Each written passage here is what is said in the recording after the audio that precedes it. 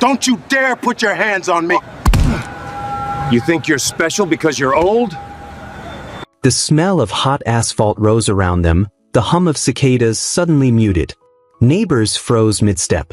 A child's basketball rolled lazily into the gutter. Samuel gripped the hood, forcing his knees to hold. The copper taste of blood spread across his tongue. He had taken harder hits in battle, but never one in his own front yard, never from a man wearing the badge that was supposed to protect him. Clint loomed over him, boots planted wide, jaw tight.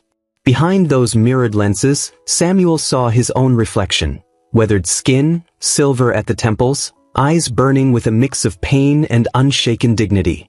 "This is my land," Samuel said, his voice low. "You don't get to treat me like this." Clint smirked, leaning closer. "Out here, I do whatever I want." And then it happened. A voice slicing through the tension like a blade. "That's enough." The deputy's head turned sharply. So did half the block. There, at the edge of the road, stood Mayor Elena Delaney. Dust clung to her flats, the summer's sun catching in her hazel eyes. She didn't shout. She didn't need to. The weight in her tone was enough to freeze Clint's grip on the spot.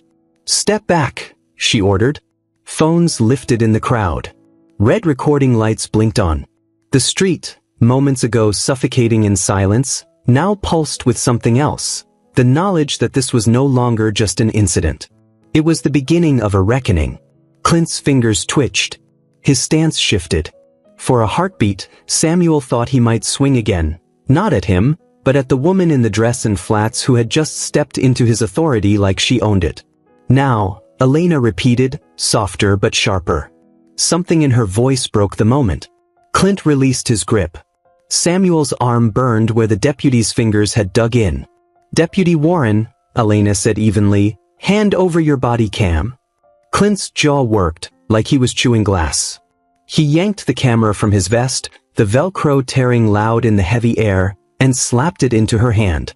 She passed it to a staffer without looking, then turned to Samuel. "Are you hurt?" "I'm standing, aren't I?" Samuel said. She gave the barest nod, then glanced toward a tall uniformed woman near the crowd. "Sergeant Blake, get him to his porch. Document everything before the medics arrive." As Sergeant Blake guided Samuel up his steps, Clint stayed rooted to the spot. The stares from the gathered neighbors burned hotter than the midday sun. From his porch, Samuel looked back over his shoulder. Elena was still there, still calm, still in control. Clint was not. The power he had wielded so casually minutes ago was gone, stripped away not by force, but by the eyes of a town that had just seen him for what he really was.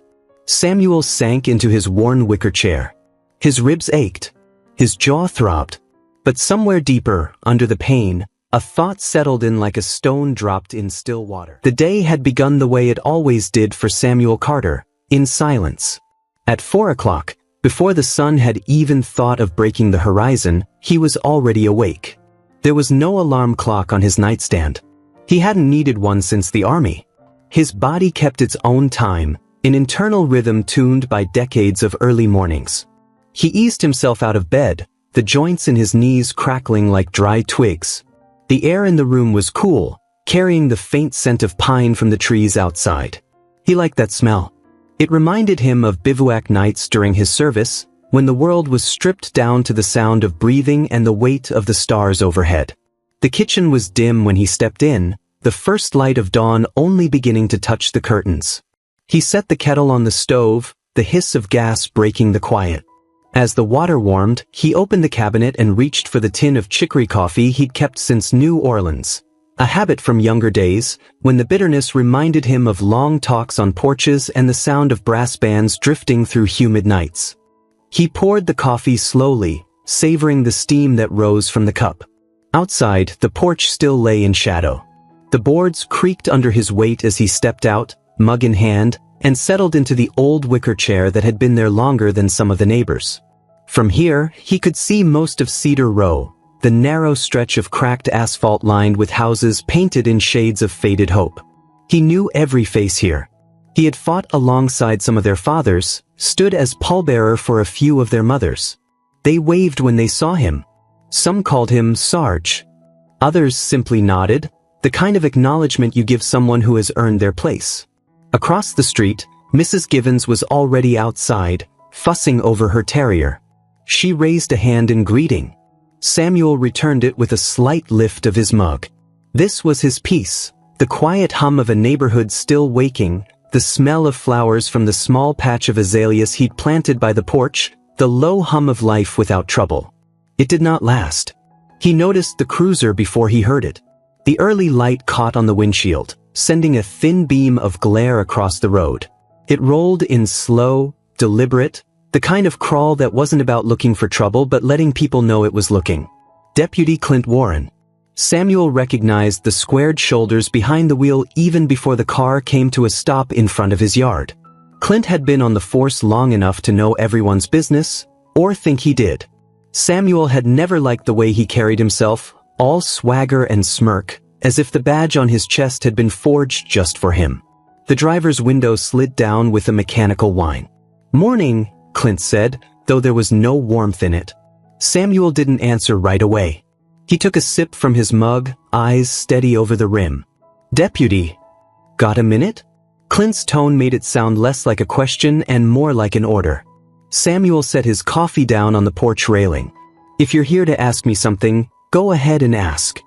Clint's gaze drifted to the side of the house, then to the truck parked in the driveway. "Got a call about a vehicle matching that description being seen near a break-in last night."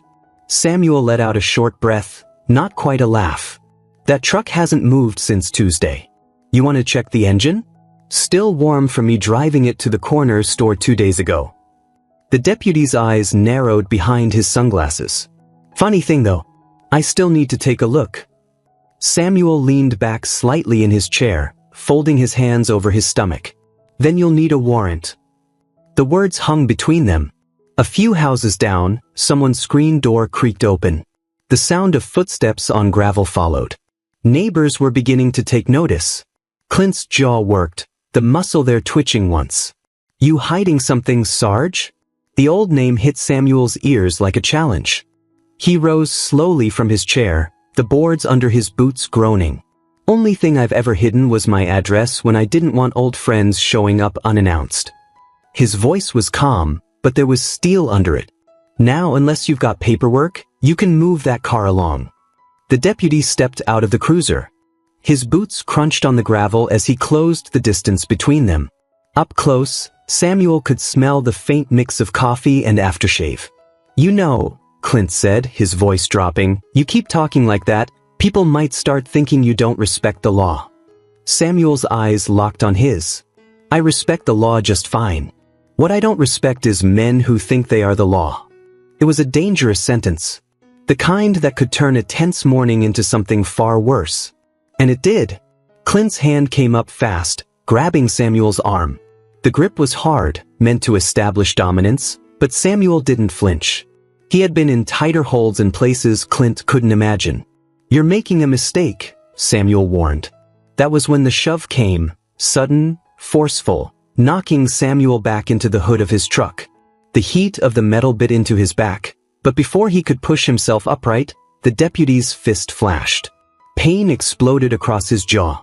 Gasps broke from somewhere nearby. A phone camera's faint chime clicked on. The moment felt suspended, the air thick, the world narrowed to two men locked in a standoff neither had planned but both had been walking toward for years. And then came the voice that split it open. "That's enough." Samuel turned his head, vision still swimming, and saw Mayor Elena Delaney standing at the edge of the yard. No entourage. No hesitation. Just a woman in a dust-streaked dress and flats, holding every eye on the block. She took a step forward, her gaze fixed on Clint. "Step away from Mr. Carter." Phones rose higher in the crowd. People whispered. The tension that had been building all morning was now something else entirely, a spark about to catch flame. The ride to the station was short, but it felt like miles. Samuel sat in the back of the patrol SUV, not cuffed, at Elena Delaney's firm insistence, but boxed in by the thick plexiglass divider that gave the illusion of control. The hum of the engine was low and steady, but every bump in the cracked road sent a dull ache through his ribs. Up front, Sergeant Blake drove with both hands on the wheel, her posture straight, her eyes fixed ahead. She had spoken only once since they left Cedar Row, asking Samuel if he needed medical attention. He told her he was fine, though the throbbing in his jaw said otherwise. Clint Warren sat in the passenger seat, silent. His jaw was tight, his gaze fixed out the side window, but every so often Samuel caught the twitch of his hand as if he was itching to turn around and reclaim some piece of authority that had been stripped from him on that street. Elena followed behind in her sedan, a calm shadow in the rearview mirror. Samuel didn't have to see her face to know she was thinking 3 steps ahead. The station loomed at the end of Main Street, its squat brick frame softened only by a faded flag fluttering on the pole out front. As they pulled into the lot, the morning sun caught on the glass doors, reflecting the faint movement of people inside. Word of the incident had traveled faster than the convoy. When the SUV rolled to a stop, Samuel stepped out slowly, feeling the stiffness in his knees. Sergeant Blake offered an arm, and though pride told him to refuse, practicality won. Together they walked toward the entrance, passing a knot of officers who stood just far enough away to avoid looking like they were staring, but not far enough to hide the way their conversations stilled as he passed. Inside, the air was cool and smelled faintly of coffee and floor polish. The hum of fluorescent lights overhead mingled with the low murmur of phones ringing and keyboards clattering. Samuel's eyes scanned the room. Most of the faces here were familiar, not friendly, but known. Some officers glanced up, curiosity flickering across their expressions before they quickly looked away. Clint strode ahead toward the duty desk, his tone clipped. Processing room. But Elena's voice cut in before anyone could move. Interview room. The desk sergeant hesitated, glancing between the two. Clint's jaw tightened, but he didn't argue. Not here. Not with the mayor standing 3 feet away. The interview room was small, the kind of space meant to make people feel boxed in. A metal table sat in the center, flanked by 2 straight-back chairs. A camera lens in the corner blinked red. Samuel took his seat without a word. Elena remained standing, her hands resting lightly on the back of the chair across from him. Clint lingered near the wall, his arms crossed, as if trying to claim the high ground. Deputy Warren, Elena said, her tone smooth but unyielding, you can take the other seat. He hesitated, the silence stretching until it began to feel like defiance. Then, with a small exhale, he lowered himself into the chair. She reached into her bag and placed the body cam, now in an evidence envelope, on the table between them. The plastic crinkled softly, but the sound carried in the stillness. We're going to review this, she said. Every second. Every word. And before we do, I want to hear your account of what happened this morning. Clint's eyes flicked to Samuel, then back to Elena. Mayor, with all due respect. This isn't about respect, she cut in, her voice never rising. It's about truth. Samuel watched the exchange without speaking. Years in the service had taught him that sometimes the most powerful move was silence, letting others fill it until they told you exactly what you needed to know. Clint leaned back, folding his arms again. I approached Mr. Carter regarding a vehicle matching the description of one involved in a break-in. He became argumentative and uncooperative. When I attempted to maintain control of the situation, he resisted. You struck him, Elena said. It wasn't a question. The deputy's jaw flexed. He was becoming aggressive. Samuel's voice finally entered the space, low and steady. Aggressive is a man raising his voice. Dangerous is a man raising his hand. You did both. Clint turned to him sharply. You were... Elena's palm came up, halting him mid-sentence. Deputy Warren, I suggest you choose your next words carefully. This is being recorded. For the first time that morning, Samuel saw it. The flicker of something in Clint's eyes that wasn't arrogance. It wasn't fear yet, but it was close. The kind of realization that comes when a man understands the ground beneath him is not as solid as he thought. Sergeant Blake entered quietly, carrying a small folder. She handed it to Elena, who flipped it open and skimmed the contents before sliding it toward Clint. These are witness statements from Cedar Row, Elena said. 3 separate accounts, all consistent, all recorded before you had time to influence them. Clint didn't touch the folder. His eyes stayed fixed on the table. And, Elena added, her voice dropping to something even quieter, the kind of quiet that carried more threat than shouting. Two of those witnesses captured the incident on video. From different angles. The room felt smaller. The air thicker. Samuel sat back slightly, his gaze steady on the deputy. He didn't smile. This wasn't a victory, not yet. But the balance was shifting, and both men could feel it. Elena straightened, gathering the folder and the body cam. Deputy Warren, you are being placed on immediate administrative leave pending a full investigation. Your badge and service weapon, please. Clint's head snapped up. You can't. I can, she said simply. And I just did. The sound of metal hitting the table, first the badge, then the gun, echoed in the small room. Clint's movements were sharp, almost jerking, but he didn't look at Samuel as he stood. Sergeant Blake opened the door. By the next morning, the town was no longer whispering, it was shouting. It began quietly, like the first gust before a storm. A short clip, shaky but clear, posted by a neighbor's teenage daughter. In the frame, Clint Warren's fist connects with Samuel Carter's jaw, the sound of impact sharp even over the rustle of wind on the phone's mic. Then the voice of Mayor Elena Delaney, cutting through like a blade, "Step away from Mr. Carter." That 12-second clip traveled faster than gossip ever could. By sunrise, it had been shared on local Facebook groups, then passed to regional news outlets. By noon, it sat on the front page of 2 major newspapers. By evening, the story was on national television. They showed Samuel standing in his yard, blood on his lip but his stance unbroken. They showed Clint's mirrored sunglasses, the reflection of a man who was supposed to be under his protection. They showed Elena stepping into the frame, a quiet force holding back an uglier ending. And then came the commentary. In the kitchen of his modest home, Samuel sat at the table with a mug of untouched coffee. The television hummed in the corner, the morning news looping the video again and again, each time with a different analyst dissecting what it meant. They'll twist it, Samuel said quietly, though there was no one else in the room. They'll always find a way. The knock at the door came sharp, rapid. He rose slowly, opening it to find Sergeant Blake on the porch, her uniform pressed, her expression unreadable. "Mr. Carter," she said, "the mayor asked me to check in." She's getting calls from every direction, reporters, advocacy groups, even a couple of state senators. Samuel stepped aside, letting her in. "And here I thought this would die down in a day or two." Blake gave a small, humorless smile. "Not this time." Across town, Clint Warren was pacing in his living room. The blinds were drawn, the television muted, but the glow of the screen lit his face in shifting shades of blue and white. His phone sat on the table, buzzing every few minutes with messages he didn't open. He had been told to surrender his badge and gun. He had been told to stay home. But no one could make him stop thinking about the look on Samuel Carter's face, that mix of defiance and something deeper. And worse, the fact that the mayor had stood against him, not quietly in a back office, but in front of the entire neighborhood. He picked up the phone, thumb hovering over a contact.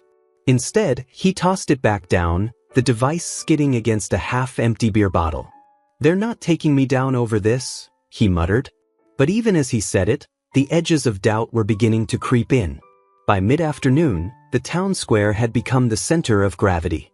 What began as a handful of neighbors standing with handmade signs had swelled into a crowd of over 100. They stood under the old oak tree, the one whose roots cracked the sidewalk, holding posters that read, "Justice for Samuel" and "Accountability for all." Samuel arrived not by choice, but at Elena's request.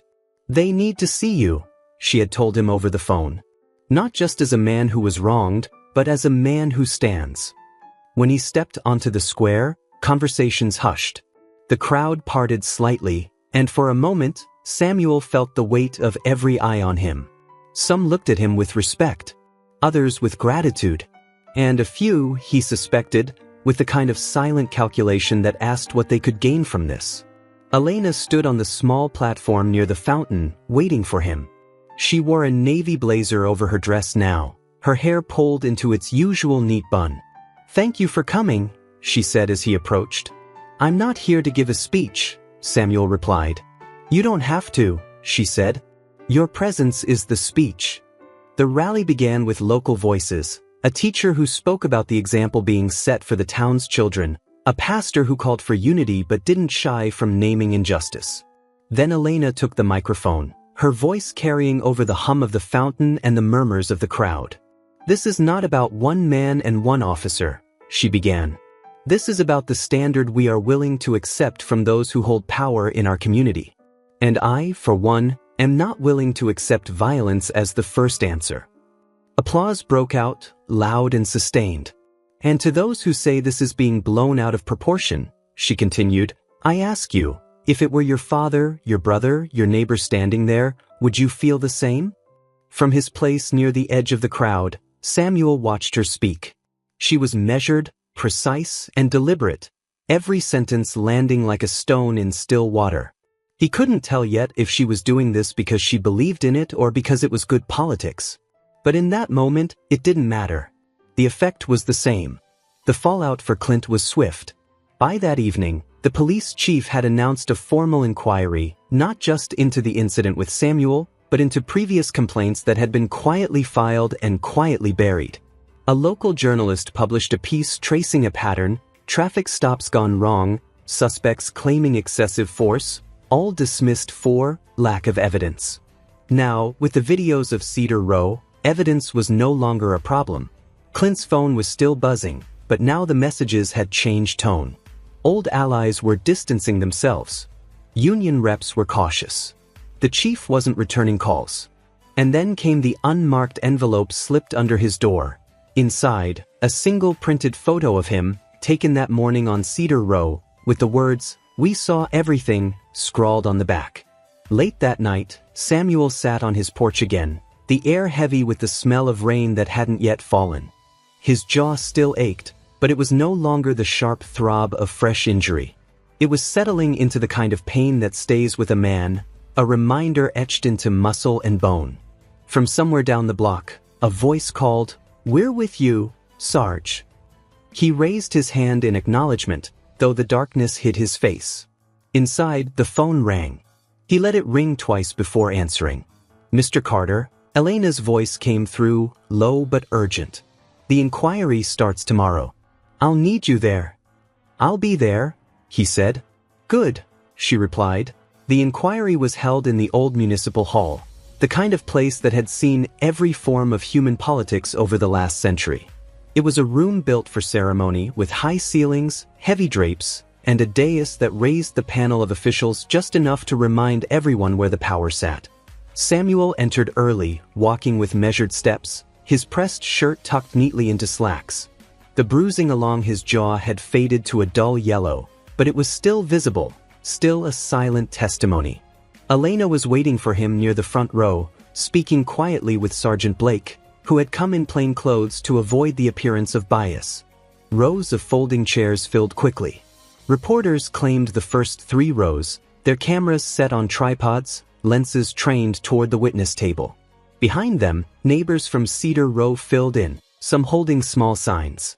Near the back, Samuel caught sight of a few faces from outside town, activists, lawyers, and ordinary people who had traveled to see this case for themselves. When Clint Warren entered, the air shifted. He wore a suit instead of his uniform, but the squared shoulders were the same, the mirrored sunglasses absent now. His eyes flicked across the room quickly, landing on Samuel for half a second before moving on. He took his seat at the opposite table, flanked by a union representative and a private attorney. Neither man looked entirely comfortable. The panel of 3 officials, the police chief, a county judge, and an independent investigator from the state, took their places. The chief's expression was tight, the judge neutral, the investigator unreadable. The lead investigator spoke first. "We are here to address allegations of misconduct by Deputy Clint Warren, arising from the incident on Cedar Row involving Mr. Samuel Carter. This inquiry will also consider any relevant past complaints that may inform our findings." It was the kind of opening statement that promised nothing but hinted at much. Samuel was called first. He walked to the witness table, placed his hand on the Bible, and swore the oath in a voice that was steady but carried weight. He recounted the morning in precise detail, the cruiser pulling up, the accusation about his truck, the refusal to allow a search without a warrant. He spoke about Clint's shove, the fist, the moment Elena's voice cut through. He did not embellish. He did not need to. "Mr. Carter," the judge asked at one point, "did you feel your life was in danger during this interaction?" Samuel considered before answering. "Not my life," he said, "but my dignity. And where I come from, sometimes that's the same thing." The room was silent after that. Even the pens stopped scratching. Next came the witnesses, Mrs. Givens from across the street, a teenager who'd filmed the encounter, a delivery driver who had been 2 houses down unloading packages. Their stories aligned almost perfectly, each one building a clearer picture. Then came the videos. The first angle showed Clint's fist striking Samuel's jaw, the older man's head snapping to the side. The second angle, taken from further down the block, showed the shove that had come before it. The sound of gasps filled the room as the footage rolled, even though most people had already seen it online. Seeing it here, in the place where accountability was supposed to live, gave it a different weight. When Clint was called to testify, the shift in tone was palpable. His attorney guided him through a statement about maintaining officer safety and perceived aggression, but the cracks showed quickly. "Deputy Warren," the investigator said at one point, "are you aware that 4 prior complaints against you for excessive force were filed in the last 7 years?" Clint's jaw tightened. "Those were investigated and dismissed." "Yes," the investigator replied, "dismissed without the benefit of any video evidence. Unlike today." A murmur rippled through the crowd. Clint shifted in his seat, his confidence fraying. When pressed on why he struck an unarmed 72-year-old man who made no move toward him, Clint fell back on the same phrases: perceived threat, controlling the situation. But each time, the panel countered with the footage, the witness statements, the body cam recording that captured Samuel's calm voice against Clint's escalating tone. By mid-afternoon, the conclusion was inevitable. The police chief leaned into the microphone. "This department cannot function without the trust of the community it serves. The events on Cedar Row have damaged that trust." Effective immediately, Deputy Clint Warren is terminated from his position with the Cedar County Sheriff's Office. Furthermore, this matter will be referred to the district attorney for potential criminal charges. The words landed like a gavel strike. In the gallery, there was a swell of applause, not loud enough to be disorderly but strong enough to be felt. Clint stood abruptly, his chair scraping the floor, and left the room without looking back. His attorney gathered the papers slowly, as if lingering might undo what had just happened. Outside the hall, the late afternoon light spilled over the steps. Samuel emerged to find the crowd waiting. Reporters thrust microphones forward, voices overlapping with questions. He paused, scanning the faces, some familiar, some strangers, before speaking. "I didn't ask for this fight," he said. "But I wasn't going to walk away from it. Not for me, and not for the next person who finds themselves standing in their own yard, wondering if the law sees them as a citizen or a suspect. Today, the system worked the way it's supposed to. Tomorrow, it might not. That's why we keep watching. That's why we keep standing." The applause came louder now, joined by the hum of camera shutters and the click of recording devices. As the crowd began to thin, Elena stepped beside him. "You handled that perfectly," she said. Samuel gave a small shake of his head. "I just told the truth." "That's rarer than it should be," she replied. "Especially in rooms like that." He looked out toward the street, where the last of the sunlight was catching on the old oak tree in the square. Truth's like light. It gets in through the cracks whether you want it to or not. That evening, Samuel sat on his porch once again. The azaleas at the edge of the steps glowed faintly in the fading light. He could hear the distant sound of children playing, the low hum of a neighbor's radio. It was the kind of peace he had always valued, the kind that felt more secure now, not because danger was gone, but because he had faced it and refused to be moved. Inside, the television was on again. The national news played the footage from the inquiry, then cut to Samuel's words on the courthouse steps. They were already being quoted on social media, paired with hashtags calling for reform. He didn't care about the attention. What mattered was that somewhere, someone was watching and thinking, maybe I can stand too. If you've stayed with this story until now, ask yourself, what would you have done on Cedar Row that morning? Would you have stood silent, or would you have stepped forward? These are not questions for someone else to answer. If you believe in justice that applies equally, no matter the uniform, the badge, or the street address, then keep this conversation alive. Share this story so others can see it. Subscribe so you don't miss the next time we bring the truth into the light. And like this video, not for the algorithm, but because it tells the platforms that these stories matter, that they deserve to be heard. And when you've done that, leave your thoughts below. Not just yes or no, but the kind of ideas that make others stop scrolling and start thinking. Because justice doesn't end with a verdict. It begins with people willing to keep talking about it.